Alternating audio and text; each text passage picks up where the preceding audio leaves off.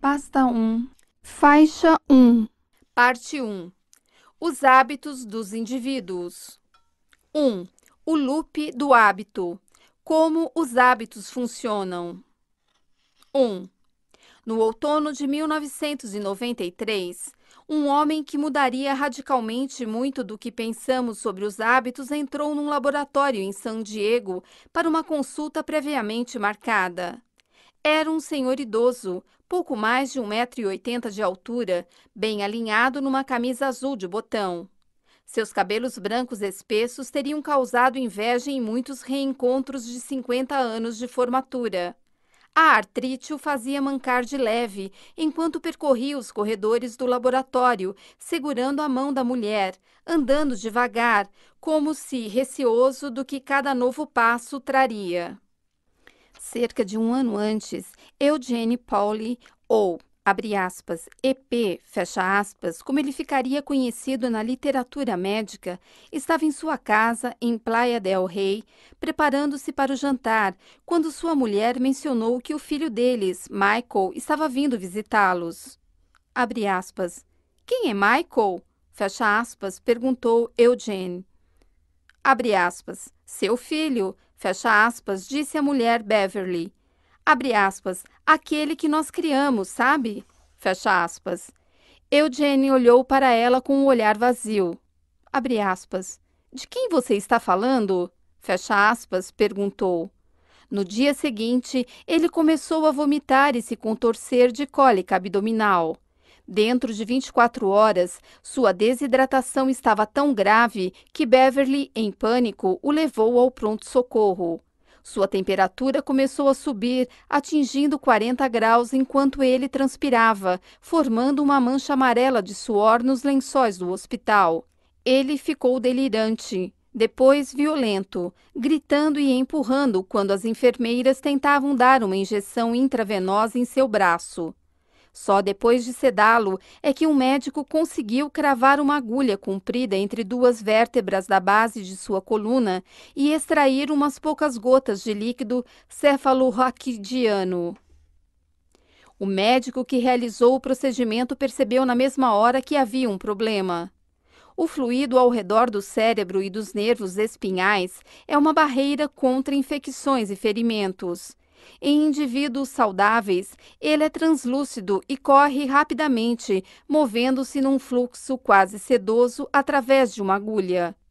A amostra da coluna de Eugene era turva e pingava devagar, como se estivesse cheia de sujeira microscópica. Quando os resultados voltaram do laboratório, os médicos de Eugene descobriram por que ele estava doente. Estava sofrendo de encefalite viral, uma doença relativamente comum que causa feridas, bolhas e infecções leves na pele. Em casos raros, no entanto, o vírus pode traçar um caminho até o cérebro, provocando lesões catastróficas conforme devora as delicadas dobras de tecido onde nossos pensamentos, sonhos e, de acordo com alguns, nossas almas residem. Os médicos de Eugene disseram a Beverly que não havia nada que eles pudessem fazer para reverter o estrago já feito. Porém, uma grande dose de medicamentos antivirais talvez evitasse que o vírus se espalhasse. Eugene entrou em coma e durante 10 dias esteve à beira da morte. Aos poucos, conforme as drogas foram combatendo a doença, sua febre baixou e o vírus desapareceu. Quando ele finalmente acordou, estava fraco e desorientado e não conseguia engolir direito. Não conseguia formar frases e às vezes ficava ofegante, como se tivesse esquecido momentaneamente como se respira. Mas ele estava vivo. Por fim, Eugene estava bem o bastante para passar por uma bateria de testes. Os médicos ficaram surpresos ao descobrir que seu corpo, incluindo seu sistema nervoso, parecia em boa parte ileso. Ele conseguia mexer os membros e reagia a sons e luzes. Tomografias cerebrais, no entanto, revelaram sombras nefastas próximas do centro de seu cérebro. O vírus destruíra um trecho oval de tecido perto de onde o crânio encontrava a coluna vertebral. Abre aspas. Talvez ele não seja mais a pessoa que você lembra. Fecha aspas. Um dos médicos avisou a Beverly. Abre aspas. Você precisa estar preparada caso seu marido não exista mais. Fecha aspas. Eugene foi transferido para outra ala do hospital. Dentro de uma semana, já engolia com facilidade. Mais outra semana e ele começou a falar normalmente, pedindo gelatina e sal, mudando de canal na televisão e reclamando das novelas chatas. Quando foi enviado a um centro de reabilitação 5 semanas depois, Eugene andava pelos corredores e oferecia aos enfermeiros conselhos não solicitados sobre seus planos para o fim de semana. Abre aspas. Acho que nunca vi alguém voltar desse jeito. Fecha aspas, um médico disse a Beverly. Abre aspas, não quero alimentar suas esperanças, mas isso é surpreendente. Fecha aspas. Beverly, no entanto, continuava preocupada. Na clínica de reabilitação, ficou claro que a doença havia alterado seu marido de modos perturbadores. Por exemplo, Eugene era incapaz de lembrar que dia da semana era, ou os nomes de seus médicos e enfermeiros, por mais vezes que eles se apresentassem. Abre aspas. Por que eles não param de me fazer todas essas perguntas? Fecha aspas. Ele perguntou a Beverly um dia depois que um médico saiu de seu quarto. Quando finalmente voltou para casa, as coisas ficaram ainda mais estranhas. Eugene não parecia se lembrar dos amigos deles. Tinha dificuldade de acompanhar conversas. Às vezes, de manhã, saía da cama, andava até a cozinha, fritava bacon e ovos para comer. Depois voltava para debaixo das cobertas e ligava o rádio. 40 minutos depois, fazia a mesma coisa. Levantava, fritava bacon e ovos, voltava para a cama e mexia no rádio. Depois fazia tudo de novo. Assustada, Beverly procurou a ajuda de especialistas, entre os quais um pesquisador da Universidade da Califórnia em San Diego, especializado em perda de memória.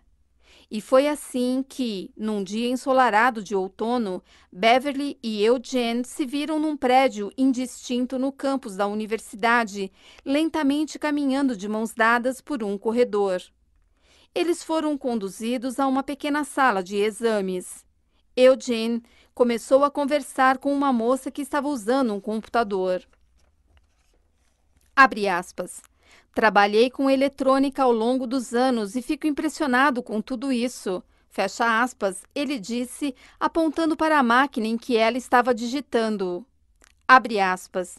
Quando eu era mais novo, essa coisa teria sido instalada em 2 suportes de 1,80 m, ocupando essa sala inteira. Fecha aspas. A mulher continuou digitando. Eugene deu uma risadinha.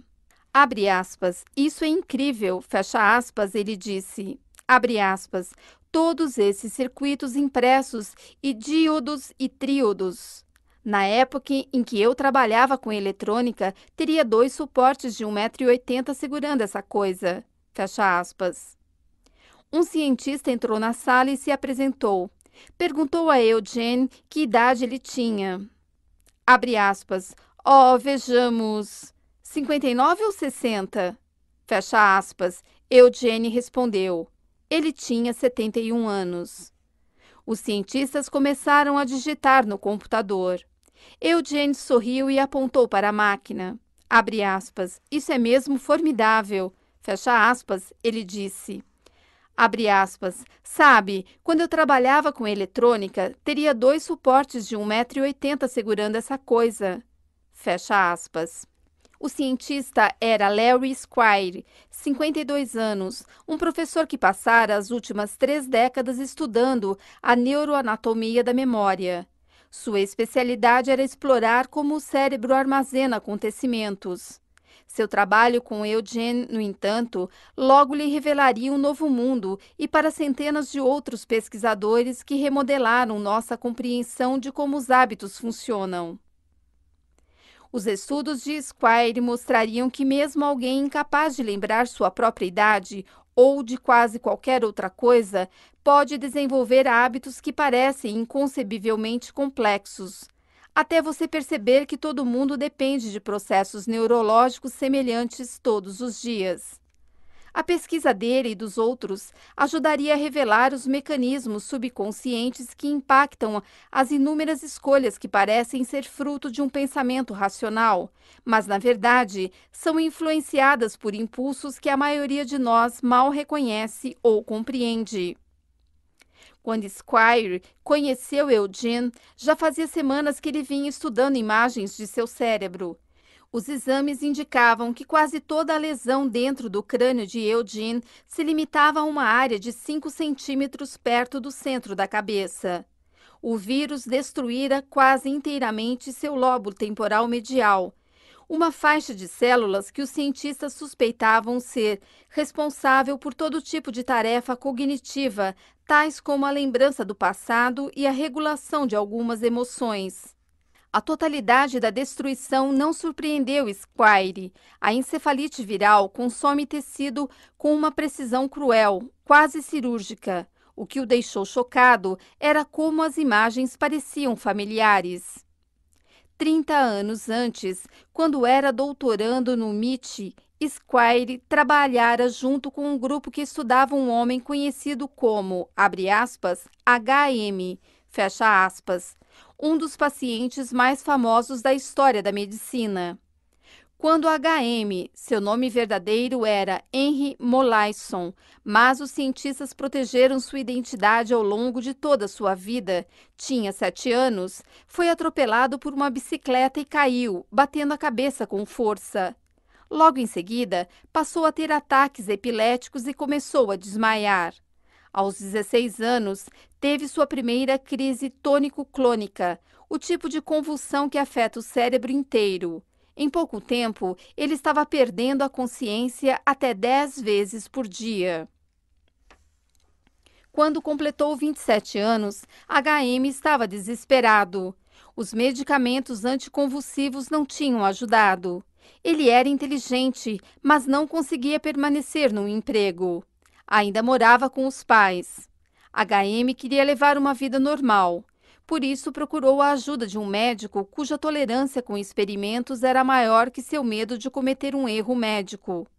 Estudos haviam sugerido que uma área do cérebro chamada hipocampo talvez exercesse um papel nos ataques epiléticos. Quando o médico propôs fazer uma incisão na cabeça de HM, levantar a seção frontal de seu cérebro e, com um pequeno canudo, sugar de dentro de seu crânio o hipocampo e parte do tecido ao redor, HM deu seu consentimento. A cirurgia aconteceu em 1953 e, quando HM se recuperou, seus ataques epiléticos diminuíram. Quase de imediato, no entanto, ficou claro que seu cérebro tinha sido alterado radicalmente. HM sabia seu nome e que sua mãe era irlandesa. Lembrava da queda da Bolsa de 1929 e de noticiários sobre a invasão da Normandia. Mas quase tudo o que veio depois, todas as lembranças, experiências e esforços da maior parte da década antes da cirurgia, tinha sido apagado. Quando um médico começou a testar a memória de HM, mostrando-lhe cartas de baralho e listas de números, ele descobriu que HM era incapaz de reter qualquer informação nova por mais de uns 20 segundos. Desde o dia de sua cirurgia até sua morte em 2008, cada pessoa que HM encontrava, cada música que ouvia, cada sala em que entrava era uma experiência completamente nova. Seu cérebro tinha congelado no tempo. Todo dia, ele ficava perplexo com o fato de que alguém podia mudar o canal de televisão apontando um retângulo preto de plástico para a tela. Ele se apresentava repetidamente para os médicos e enfermeiras, dezenas de vezes por dia. Abre aspas, eu adorava aprender sobre HM, pois a memória parecia um jeito tão palpável e instigante de estudar o cérebro. Fecha aspas, Squire me disse. Abre aspas, cresci em Ohio e ainda lembro, na primeira série, da minha professora distribuindo gizes de cera para todo mundo e comecei a misturar todas as cores para ver se ia dar preto.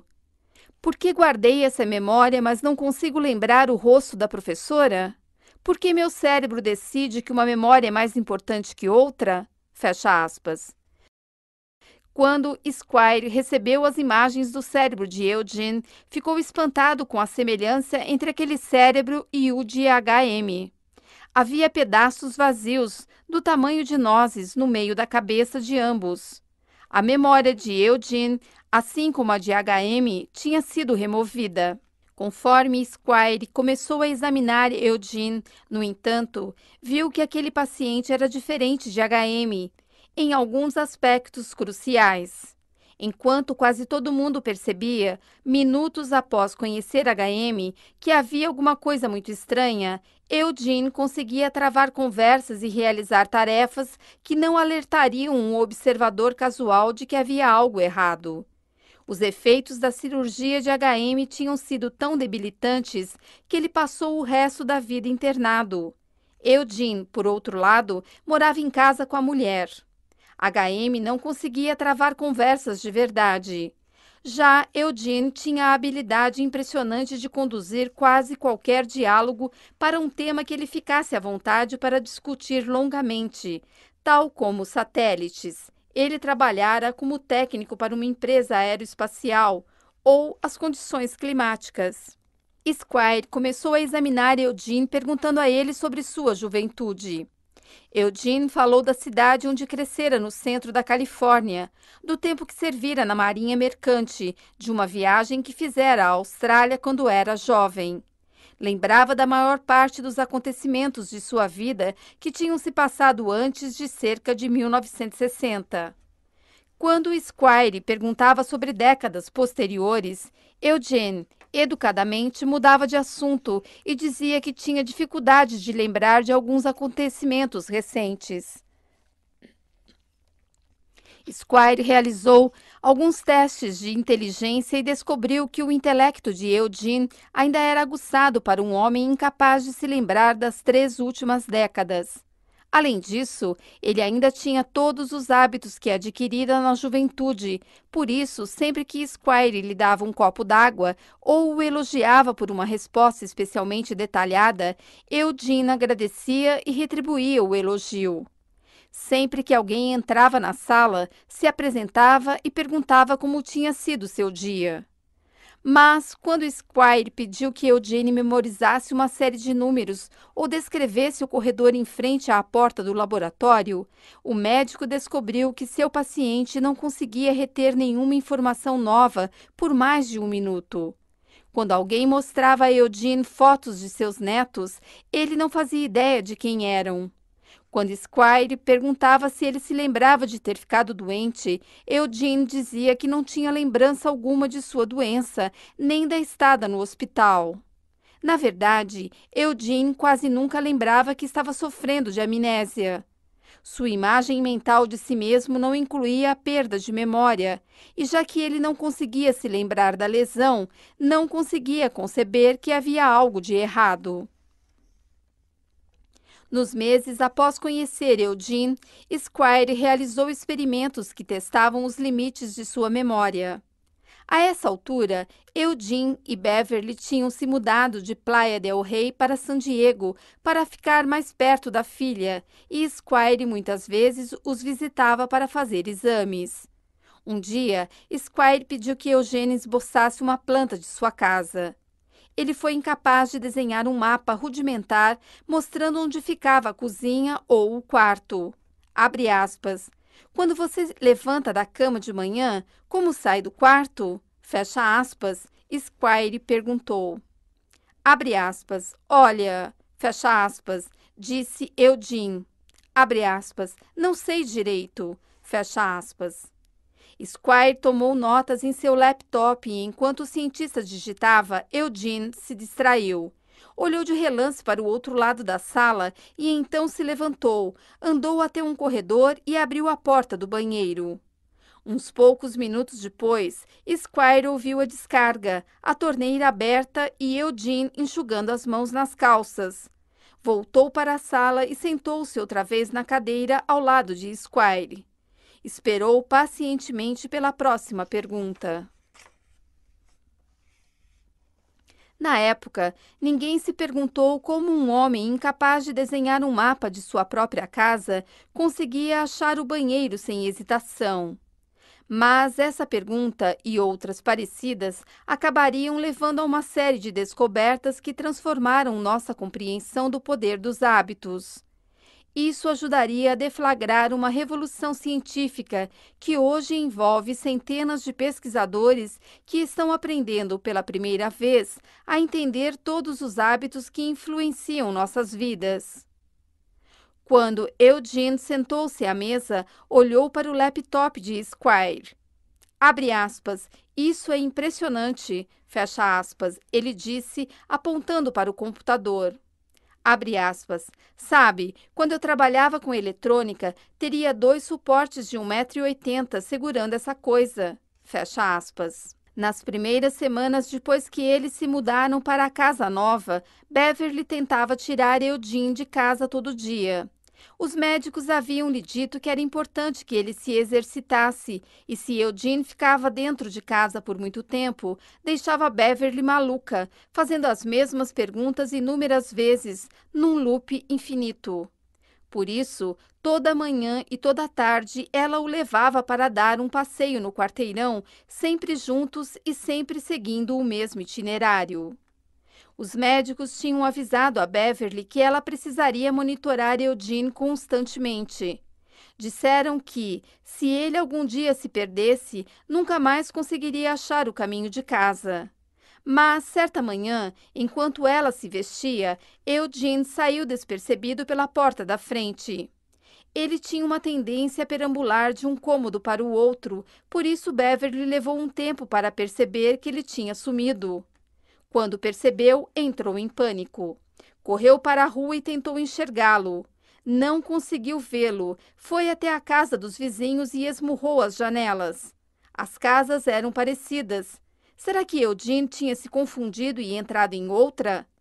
Ela correu até a porta e tocou a campainha até alguém atender.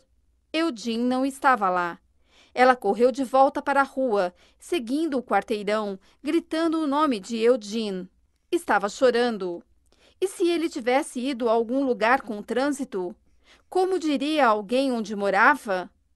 Ela já estava fora fazia 15 minutos, procurando em toda parte. Então correu para casa a fim de ligar para a polícia. Quando ela entrou afoita pela porta, encontrou Eugene na sala, sentado em frente à televisão, assistindo ao History Channel. As lágrimas dela o deixaram confuso. Ele disse que não lembrava de ter saído, não sabia onde estivera e não conseguia entender por que ela estava tão perturbada. Então Beverly viu uma pilha de pinhas na mesa, como as que vira no quintal de um vizinho mais adiante na rua. Ela se aproximou e olhou as mãos de Eugene. Seus dedos estavam melados de seiva. Foi então que ela se deu conta de que Eugene tinha saído sozinho para caminhar. Ele tinha andado até o final da rua e catado alguns souvenirs. E achar o caminho de casa. Em pouco tempo, Eugene estava saindo para caminhar toda manhã. Beverly tentava impedi-lo, mas era inútil. Abre aspas. Mesmo se eu falasse para ele ficar em casa, uns poucos minutos depois, ele não lembrava mais. Fecha aspas, ela me disse. Abre aspas. Eu o segui algumas vezes para garantir que ele não ia se perder, mas ele sempre voltava são e salvo. Fecha aspas. Às vezes voltava com pinhas ou pedras. Uma vez voltou com uma carteira, outra com um cachorrinho. Nunca se lembrava de onde essas coisas tinham vindo.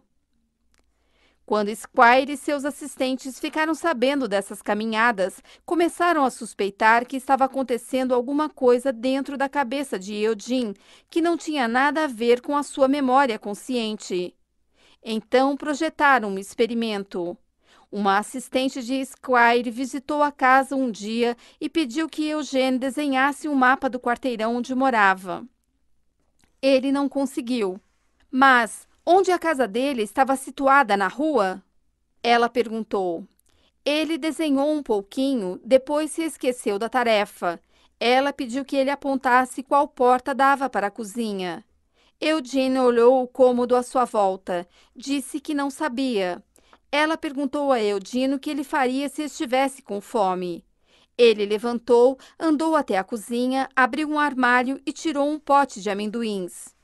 Mais tarde, naquela semana, um visitante acompanhou Eugene em sua caminhada diária.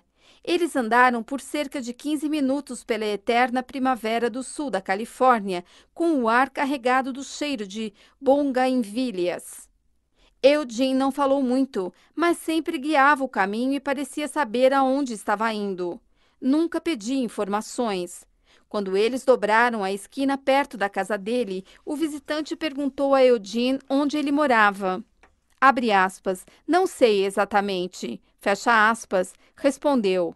Então seguiu pela sua calçada, abriu sua porta da frente, entrou na sala e ligou a televisão. Ficou claro para Squire que Eugene estava absorvendo informações novas.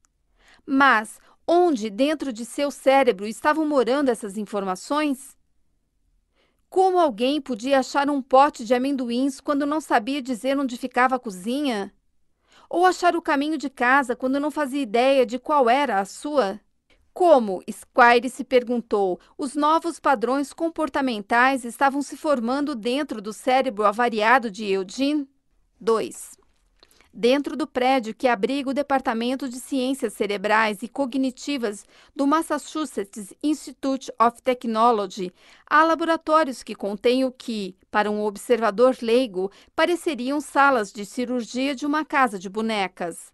Lá existem bisturis minúsculos, pequenas brocas e serras em miniatura de menos de 6 milímetros de largura, presas a braços robóticos.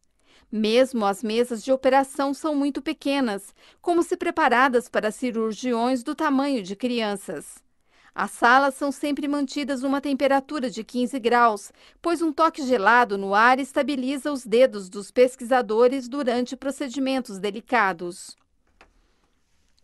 Dentro desses laboratórios, os neurologistas abrem os crânios de ratos anestesiados, implantando sensores minúsculos capazes de registrar as menores alterações dentro de seus cérebros. Quando os ratos acordam, mal parecem notar que agora há dezenas de fios microscópicos espalhados, como teias de aranhas neurológicas dentro de sua cabeça. Esses laboratórios tornaram-se o epicentro de uma revolução silenciosa na ciência da formação de hábitos, e os experimentos realizados aqui explicam como Eugene, assim como você, eu e todo mundo, desenvolveu os comportamentos necessários para sobreviver a cada dia.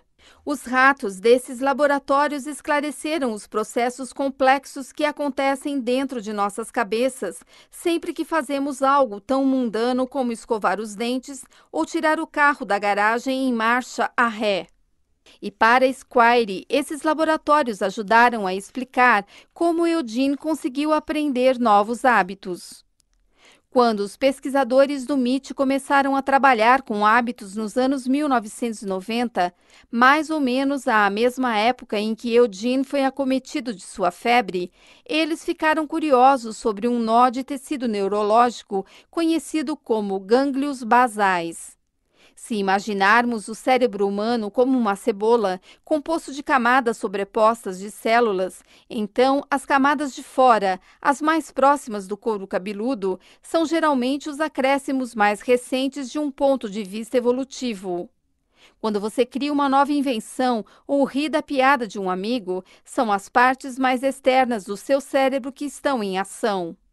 É lá que acontecem os pensamentos mais complexos. Mais fundo dentro do cérebro e mais perto do tronco cerebral, onde o cérebro encontra a coluna, há estruturas mais antigas, mais primitivas. Elas controlam nossos comportamentos automáticos, como respirar e engolir, ou a reação de susto que sentimos quando alguém pula de trás de um arbusto. Mais para o centro do crânio, Há um nó de tecido do tamanho de uma bola de golfe que é parecido com aquilo que se encontra dentro da cabeça de um peixe, réptil ou mamífero. Esses são os gânglios basais, um oval de células que, durante anos, os cientistas não entendiam muito bem, a não ser por suspeitas de que ele desempenhava um papel em doenças como o mal de Parkinson.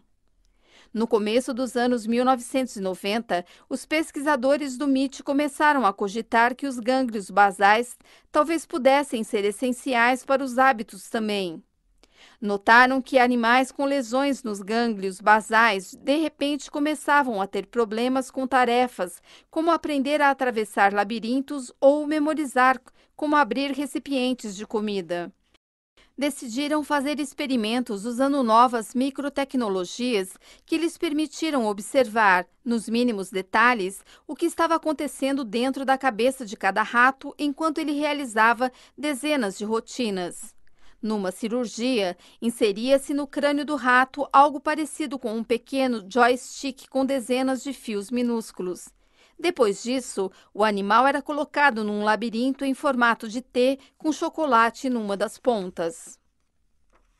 O labirinto era estruturado de modo que cada rato ficasse posicionado atrás de uma divisória que se abria fazendo um clique alto. No começo, quando um rato escutava o clique e via a divisória desaparecer, geralmente ia e voltava pelo corredor do meio, farejando os cantos e arranhando as paredes. Parecia sentir o cheiro do chocolate, mas não conseguia descobrir como achá-lo. Quando chegava ao topo do T, muitas vezes virava à direita, afastando-se do chocolate, e depois acabava indo para a esquerda, às vezes fazendo uma pausa sem nenhum motivo óbvio. Por fim, a maioria dos animais descobria a recompensa, mas não havia padrão discernível no caminho deles. Era como se cada rato estivesse dando um passeio descontraído sem pensar. As sondas nas cabeças dos ratos, no entanto, contavam uma história diferente. Enquanto cada um deles percorria o labirinto, seu cérebro e, em particular, seus gânglios basais trabalhavam intensamente. Cada vez que um rato farejava o ar ou arranhava uma parede, seu cérebro explodia de atividade, como se analisando cada novo cheiro, imagem e som. O rato estava processando informações durante todo o tempo em que perambulava. Os cientistas repetiram o experimento diversas vezes, observando como a atividade cerebral de cada rato se alterava conforme percorria centenas de vezes a mesma rota. Uma série de mudanças lentamente surgiu. Os ratos pararam de farejar cantos e virar para o lado errado. Em vez disso, atravessaram o labirinto cada vez mais depressa. E dentro de seus cérebros, algo inesperado aconteceu. Conforme cada rato aprendia a se orientar no labirinto, sua atividade mental diminuía. À medida que o caminho se tornava cada vez mais automático, os ratos começaram a pensar cada vez menos. Era como se, nas poucas vezes em que um rato explorava o labirinto, seu cérebro tivesse que trabalhar com força total para dar conta de todas as informações novas. Mas, após alguns dias percorrendo o mesmo caminho, o rato não precisava mais arranhar as paredes nem farejar o ar, e por isso a atividade cerebral associada aos atos de arranhar e farejar ia cessando.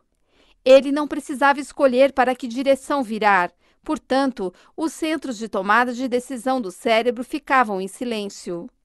Só o que ele tinha que fazer era lembrar o caminho mais rápido até o chocolate. Dentro de uma semana, até as estruturas cerebrais relacionadas à memória tinham se aquietado. O rato havia internalizado como atravessar o labirinto, correndo, num tal grau que quase não precisava pensar. Porém, essa internalização, correr reto, dobrar à esquerda, comer o chocolate, dependia dos gânglios basais, como as sondas cerebrais indicavam. Essa minúscula e primitiva estrutura neurológica parecia assumir o comando conforme o rato corria cada vez mais depressa e seu cérebro trabalhava cada vez menos. Os gânglios basais eram essenciais para recordar padrões e agir com base neles. Os gânglios basais, em outras palavras, armazenavam hábitos mesmo enquanto o resto do cérebro adormecia. Para observar essa capacidade cerebral, considere este gráfico que mostra a atividade dentro do crânio de um rato quando ele se depara com o labirinto pela primeira vez. Inicialmente, o cérebro está trabalhando duro o tempo todo. Depois de uma semana, quando o caminho fica conhecido e a corrida se torna um hábito, o cérebro do rato se acalma enquanto ele percorre o labirinto. Este processo, em que o cérebro converte uma sequência de ações numa rotina automática, é conhecido como, abre aspas, chunking, fecha aspas, abre parênteses, agrupamento, fecha parênteses, e está na raiz de como os hábitos se formam. Há dezenas, se não centenas, de blocos, abre parênteses, chunks, fecha parênteses, comportamentais dos quais dependemos todos os dias. Alguns são simples, você automaticamente põe pasta de dente na escova antes de colocá-la na boca. Alguns tais, como se vestir ou preparar o almoço das crianças, são um pouco mais complexos. Outros são tão complicados que é espantoso pensar que um pequeno pedaço de tecido que evoluiu há milhões de anos possa chegar a transformá-los em hábitos. Pensemos no ato de tirar o carro da garagem em marcha ré. Quando você aprendeu a dirigir, fazer isso exigia uma grande dose de concentração e por um bom motivo.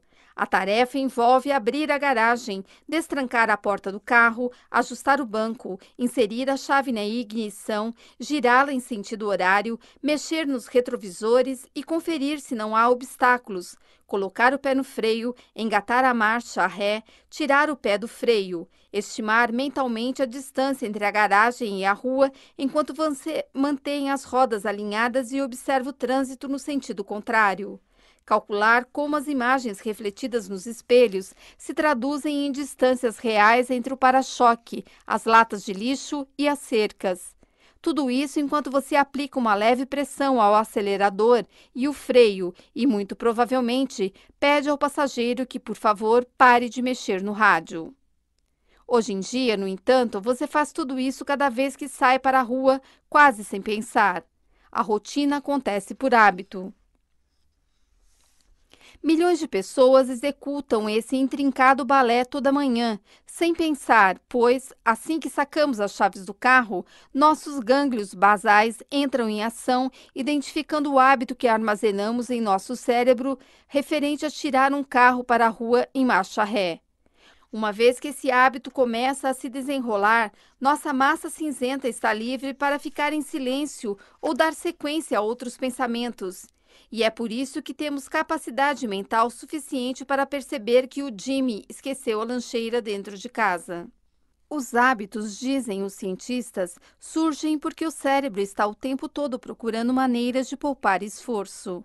Se deixado por conta própria, o cérebro tentará transformar quase qualquer rotina num hábito, pois os hábitos permitem que nossas mentes desacelerem com mais frequência. Este instinto de poupar esforço é uma enorme vantagem. Um cérebro eficiente exige menos espaço, o que permite uma cabeça menor, tornando o parto mais fácil e, portanto, causando menos mortes de bebês e de mães.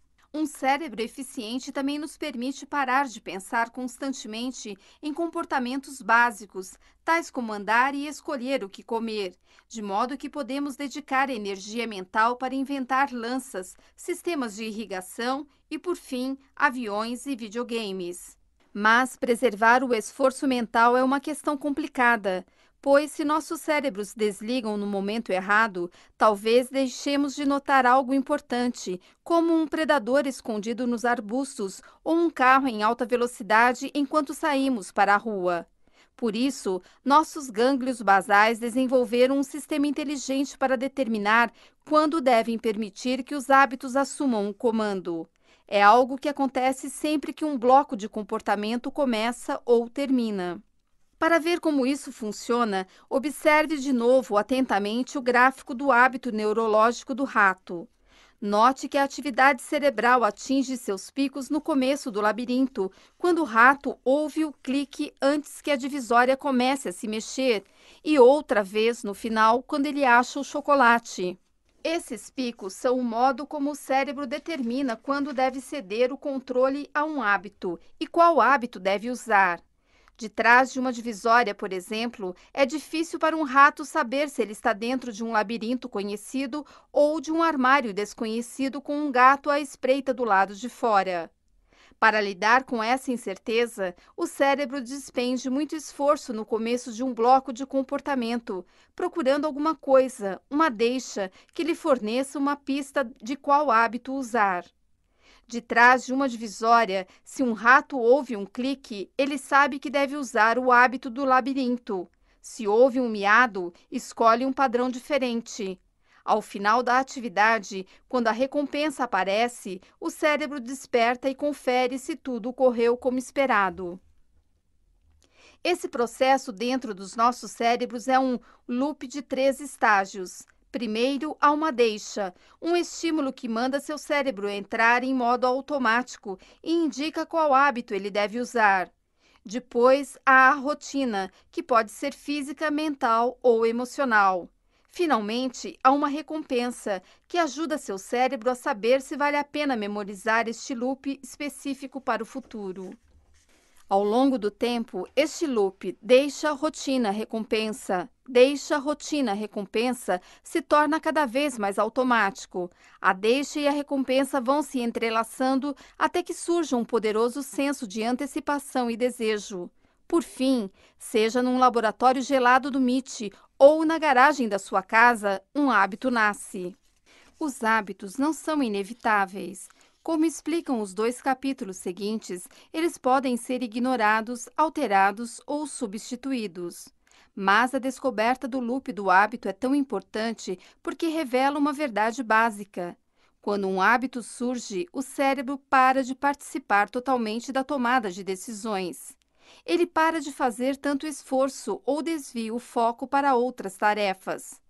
A não ser que você deliberadamente lute contra um hábito que encontre novas rotinas, o padrão irá se desenrolar automaticamente. No entanto, apenas entender como os hábitos funcionam, aprender a estrutura do loop do hábito, já os torna mais fáceis de controlar. Assim que você divide um hábito em seus componentes, está apto a brincar com as engrenagens. Abre aspas. Fizemos experimentos em que treinamos ratos para atravessar um labirinto até que virasse um hábito e depois eliminamos o hábito mudando a localização da recompensa. Fecha aspas, me disse Anne Graybiel, uma cientista do MIT que supervisionou muitos dos experimentos com os gânglios basais. Abre aspas. Então, um dia colocamos a recompensa no lugar antigo, soltamos o rato e aí está. O velho hábito ressurge imediatamente. Os hábitos nunca desaparecem de fato. Estão codificados nas estruturas do nosso cérebro e essa é uma enorme vantagem para nós, pois seria terrível se tivéssemos que reaprender a dirigir depois de cada viagem de férias. O problema é que nosso cérebro não sabe a diferença entre os hábitos ruins e os bons. E por isso, se você tem um hábito ruim, ele está sempre ali à espreita, esperando as deixas e recompensas certas. Fecha aspas. Isso explica por que é tão difícil criar o hábito de fazer exercícios, por exemplo, ou de mudar nossa alimentação. Uma vez que adquirimos uma rotina de sentar no sofá em vez de sair para correr, ou de fazer um lanchinho sempre que passamos por uma caixa de donuts, esses padrões continuam para sempre dentro das nossas cabeças. Segundo a mesma regra, no entanto, se aprendermos a criar novas rotinas neurológicas que sejam mais poderosas que esses comportamentos, se assumirmos o controle do loop do hábito, podemos forçar essas tendências nocivas a ficar em segundo plano, assim como fez Liza Allen após sua viagem ao Cairo. Estudos demonstraram que uma vez que alguém cria um novo padrão, sair para correr ou ignorar os donuts se torna tão automático quanto qualquer outro hábito. Sem os loops dos hábitos, nossos cérebros entrariam em pane, sobrecarregados com as minúcias da vida cotidiana. Pessoas cujos gânglios basais são prejudicados por lesões ou doenças, muitas vezes ficam mentalmente paralisadas. Têm dificuldade de realizar atividades básicas, como abrir uma porta ou decidir o que comer. Perdem a capacidade de ignorar detalhes insignificantes. Um estudo, por exemplo, descobriu que pacientes com lesões nos gânglios basais eram incapazes de reconhecer expressões faciais, inclusive medo e nojo, porque nunca sabiam direito em qual parte do rosto deviam se focar. Sem os gânglios basais, perdemos acesso às centenas de hábitos de que dependemos todos os dias. Você parou hoje de manhã para decidir se amarrava o sapato esquerdo ou o direito primeiro? Teve problemas para decidir se devia escovar os dentes antes ou depois de tomar banho? É claro que não. Essas decisões são habituais, não exigem esforço. Contanto que seus gânglios basais estejam intactos e as deixas continuem constantes, os comportamentos acontecerão sem pensar. Abre parênteses. Se bem que, quando você sai de férias, talvez se vista de maneiras diferentes ou escove os dentes num outro momento da rotina matinal sem perceber. Fecha parênteses. Ao mesmo tempo, no entanto, a dependência do cérebro de rotinas automáticas pode ser perigosa. Muitas vezes, os hábitos são tanto uma maldição quanto um benefício. Pense no caso de Eugene, por exemplo. Os hábitos lhe deram sua vida de volta depois que ele perdeu a memória. E então levaram tudo embora de novo. 3. Conforme Larry Squire, o especialista em memória, passada cada vez mais tempo com Eugene, foi ficando convencido de que seu paciente estava de algum modo aprendendo comportamentos novos. Imagens do cérebro de Eugene mostravam que seus gânglios basais tinham escapado da lesão causada pela encefalite viral. Seria possível, perguntou-se o cientista, que Eugene, mesmo com a grave lesão cerebral, ainda pudesse usar o loop deixa a rotina recompensa? Será que esse antigo processo neurológico poderia explicar como Eugene era capaz de dar uma volta no quarteirão e achar o pote de amendoins na cozinha? Para testar se Eugene estava formando novos hábitos, Squire criou um experimento. Pegou 16 objetos diferentes, pedaços de plástico e peças de brinquedos com cores vivas, e os colocou em retângulos de papelão. Então, os dividiu em 8 pares, opção A e opção B. Em cada par, um dos pedaços de papelão, escolhido aleatoriamente, tinha um adesivo na parte de baixo onde se lia, abre aspas, correto, fecha aspas. Squire colocou Eugene sentado à mesa, deu-lhe um par de objetos e pediu que escolhesse um deles. Em seguida, pediu que Eugene virasse o papelão escolhido para ver se havia um adesivo dizendo, abre aspas, correto, fecha aspas, na parte de baixo. Este é um jeito comum de medir a memória, já que há apenas 16 objetos e eles são sempre apresentados nos mesmos 8 pares. A maioria das pessoas consegue memorizar qual item é, abre aspas, correto, fecha aspas, após umas poucas repetições. Macacos são capazes de memorizar todos os itens, abre aspas, corretos, fecha aspas, depois de 8 a 10 dias. Eugene não conseguia lembrar nenhum dos itens, abre aspas, corretos, fecha aspas, por mais vezes que fizesse o teste. Ele repetiu o experimento 2 vezes por semana durante meses, olhando 40 pares por dia. Você sabe por que está aqui hoje? Perguntou um pesquisador no começo de uma sessão, algumas semanas depois do início do experimento. Acho que não, disse Eugene. Vou lhe mostrar uns objetos. Você sabe por quê? Tenho que descrevê-los para você ou dizer para que eles servem?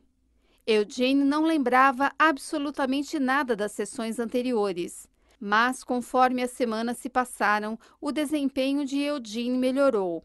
Depois de 28 dias de treinamento, escolhia os objetos, abre aspas, corretos, fecha aspas, 85% das vezes. Aos 36 dias, acertava 95% das escolhas. Certo dia, depois de um teste, Eugene olhou para a pesquisadora desconcertado com seu sucesso. Como estou fazendo isso? Ele perguntou a ela. Me diga o que está acontecendo na sua cabeça, a pesquisadora disse. Você diz para si mesmo, eu me lembro de ver esse? Não, disse Eugene. A coisa está aqui de algum jeito ou de outro. Ele apontou para sua cabeça e a mão vai atrás. Para Squire, no entanto, aquilo fazia todo o sentido. Eugene era exposto a uma deixa, um par de objetos sempre apresentados na mesma combinação. Havia uma rotina. Ele escolhia um objeto e olhava para ver se havia um adesivo embaixo, mesmo não fazendo ideia de por que se sentia impelido a virar o papelão. Então havia uma recompensa. A satisfação que ele obtinha após achar um adesivo proclamando, abre aspas, correto, fecha aspas. Por fim, um hábito surgia. Para se certificar de que aquele padrão era realmente um hábito, Squire realizou mais um experimento. Pegou todos os 16 itens e os pôs na frente de Eugene ao mesmo tempo. Pediu que colocasse todos os objetos, abre aspas, corretos, fecha aspas, numa mesma pilha.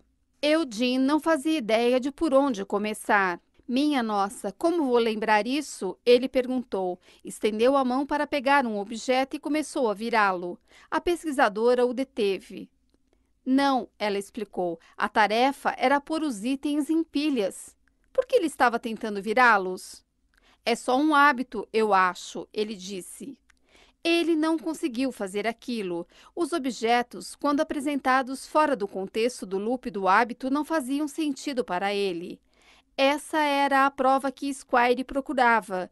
Os experimentos demonstravam que Eugene tinha a capacidade de formar novos hábitos, mesmo quando eles envolviam tarefas ou objetos dos quais ele era incapaz de lembrar por mais de uns poucos segundos. Isso explicava como Eugene conseguia sair para passear toda manhã. As deixas, certas árvores nas esquinas ou a localização de caixas de correio específicas eram consistentes toda vez que ele saía e, por isso, embora ele fosse incapaz de reconhecer sua casa, seus hábitos sempre o guiavam de volta para a porta da frente. Isso também explicava por que Eugene tomava café da manhã 3 ou 4 vezes por dia, mesmo que não estivesse com fome. Contanto que as deixas certas estivessem presentes, como seu rádio ou a luz da manhã entrando pelas janelas, ele automaticamente seguia o roteiro ditado por seus gânglios basais.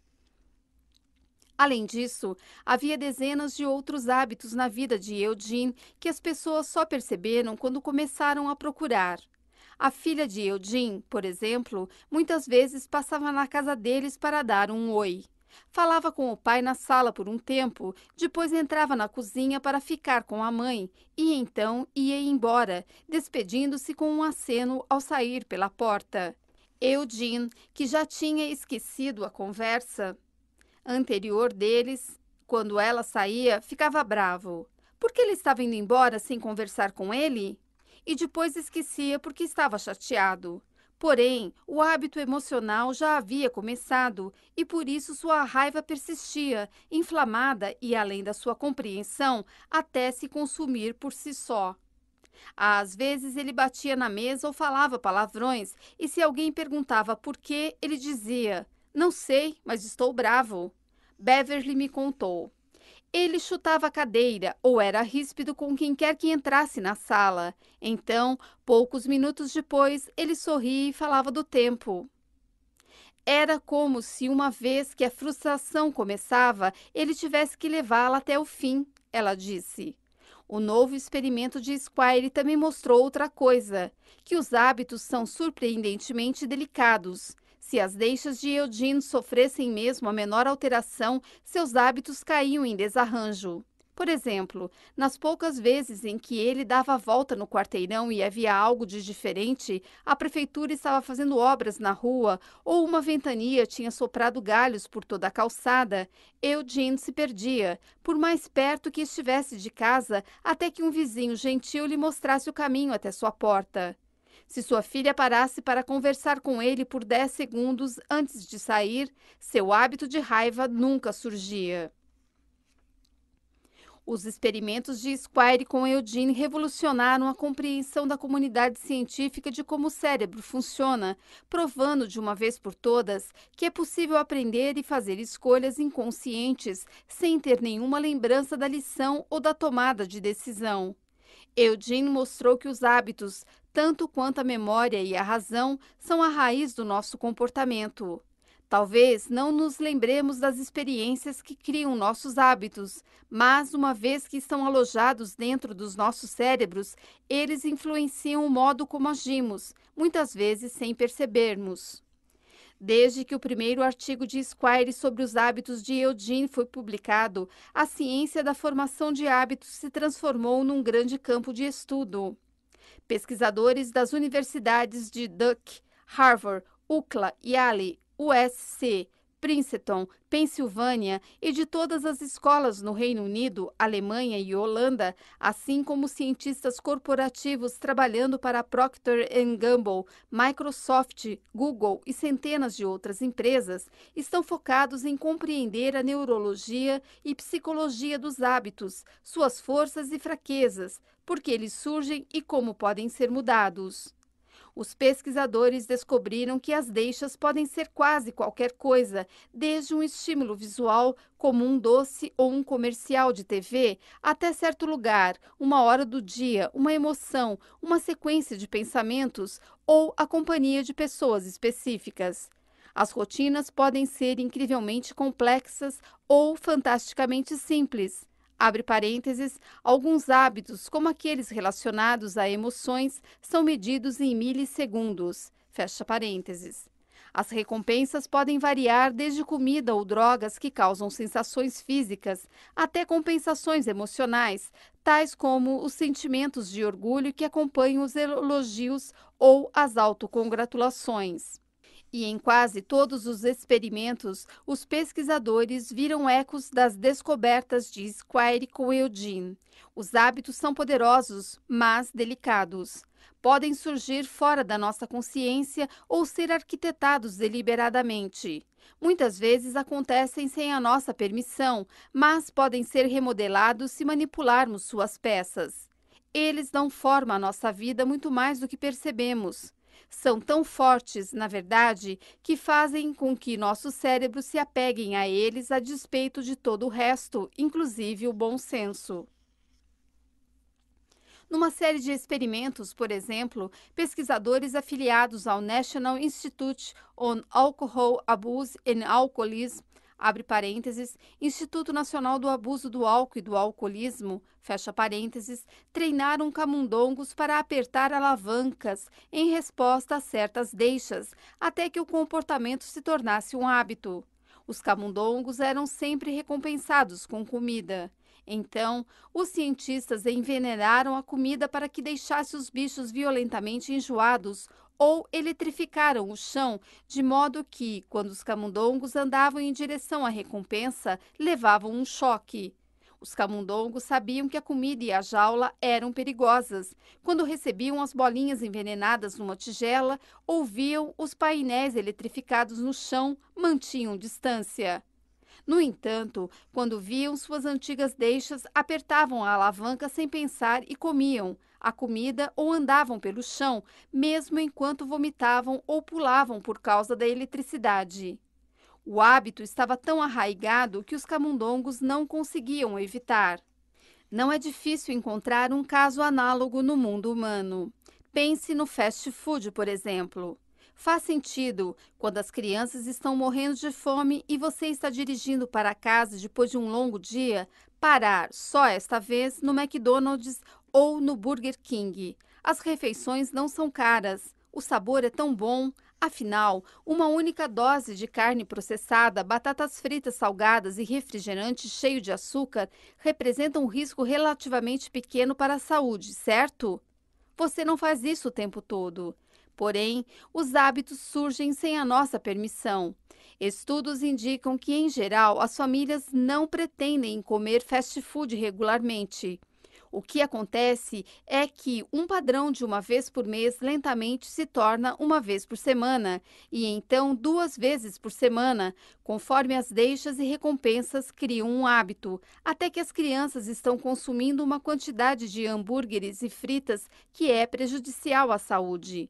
Quando pesquisadores da Universidade do Norte do Texas e de Yale tentaram entender por que as famílias gradualmente aumentavam o consumo de fast food, encontraram uma série de deixas e recompensas que a maioria dos consumidores nunca soube que estava influenciando seu comportamento. Eles descobriram o loop do hábito. Todo o McDonald's, por exemplo, possui a mesma aparência. A empresa deliberadamente tenta padronizar a arquitetura das lanchonetes e o que os funcionários dizem aos clientes, de modo que tudo seja uma deixa consistente para desencadear rotinas de compra. Em algumas redes, os alimentos são especificamente concebidos para proporcionar recompensas imediatas. As batatas fritas, por exemplo, são projetadas para começar a se desintegrar no momento em que encostam na sua língua, para fornecer uma dose de sal e gordura o mais rápido possível, ativando seus centros de prazer e prendendo seu cérebro no padrão. Muito melhor para estreitar o loop do hábito. No entanto, mesmo esses hábitos são delicados. Quando uma lanchonete de fast food fecha, as famílias que antes comiam lá muitas vezes passam a jantar em casa em vez de procurar um lugar alternativo. Mesmo pequenas alterações podem acabar com o padrão. Mas já que frequentemente não reconhecemos estes loops de hábitos enquanto crescem, não enxergamos nossa capacidade de controlá-los. Aprendendo a observar as deixas e recompensas, no entanto, podemos mudar as rotinas. 4.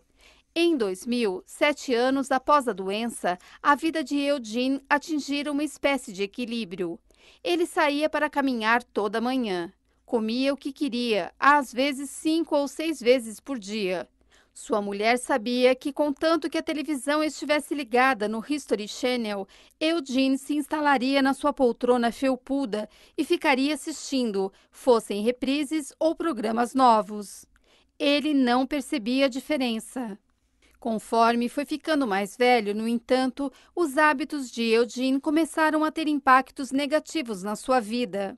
Ele era sedentário, às vezes assistia televisão durante horas a fio, pois nunca se entediava com os programas. Seus médicos ficaram preocupados com seu coração. Disseram a Beverly que o mantivesse numa dieta restrita de comidas saudáveis. Ela tentou, mas era difícil influenciar a frequência com que ele comia ou o que comia. Ele nunca se lembrava das advertências dela. Mesmo se a geladeira estivesse abarrotada de frutas e legumes, Eugene fuçava até achar o bacon e os ovos. Essa era sua rotina. E conforme Eugene envelhecia e seus ossos ficavam mais frágeis, os médicos disseram que ele precisava tomar mais cuidado ao passear pela rua. Na cabeça de Eugene, no entanto, ele ainda tinha 20 anos a menos. Nunca se lembrava de pisar com cuidado.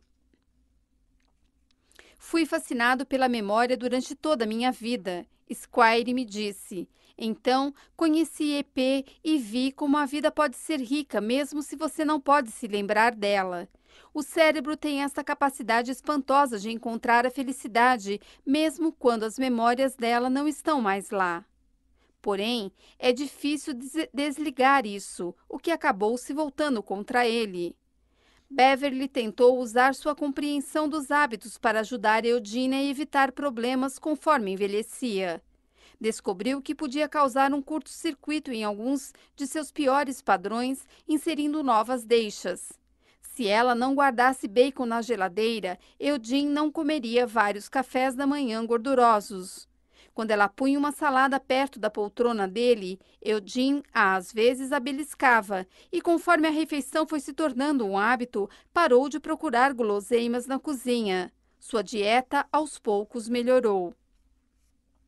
Apesar desses esforços, no entanto, a saúde de Eugene piorou mesmo assim.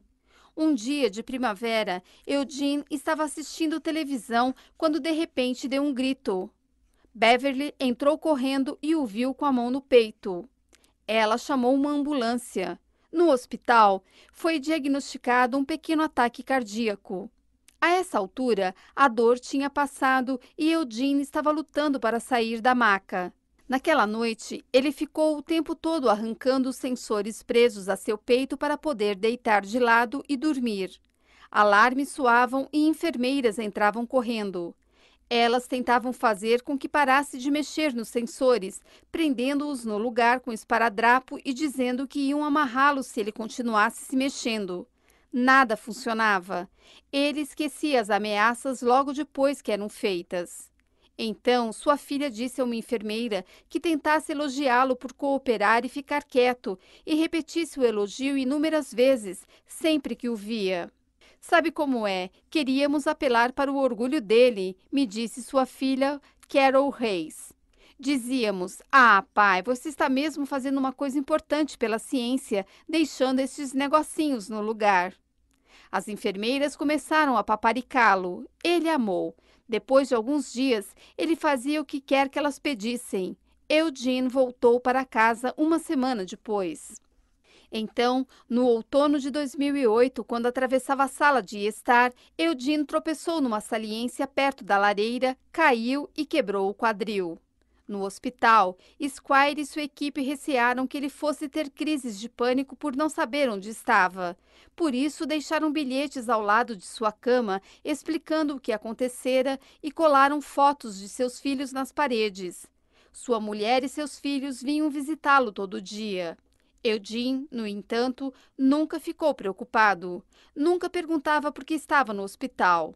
Àquela altura, ele parecia estar conciliado com a incerteza, disse Squire. Fazia 15 anos que perdera a memória. Era como se parte de seu cérebro soubesse que havia algumas coisas que ele jamais entenderia e aceitasse isso bem. Beverly vinha ao hospital todos os dias. Eu passava um tempão falando com ele, ela disse. Dizia que o amava e falava dos nossos filhos e da vida boa que tínhamos. Apontava para as fotos e dizia como ele era querido.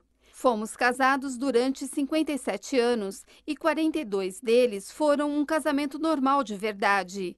Às vezes era difícil, porque eu queria tanto o meu velho marido de volta, mas, pelo menos, eu sabia que ele estava feliz.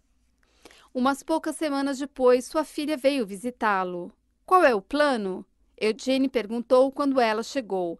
Ela o levou para fora numa cadeira de rodas até o gramado do hospital.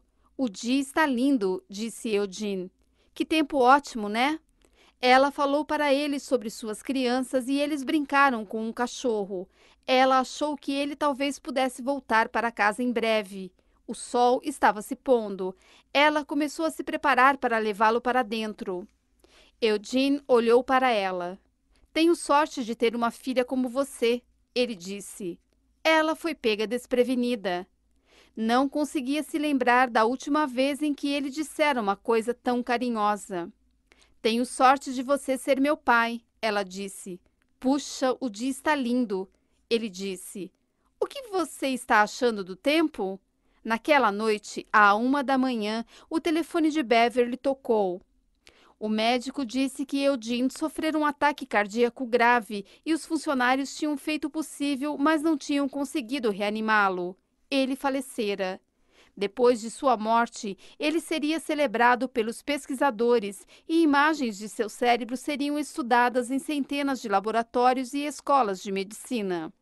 Sei que ele teria ficado muito orgulhoso de saber o quanto contribuiu para a ciência, Beverly me disse. Ele me disse uma vez, logo depois de casarmos, que queria fazer alguma coisa importante com sua vida, algo que fizesse a diferença. E ele fez. Apenas nunca se lembrou de nada disso.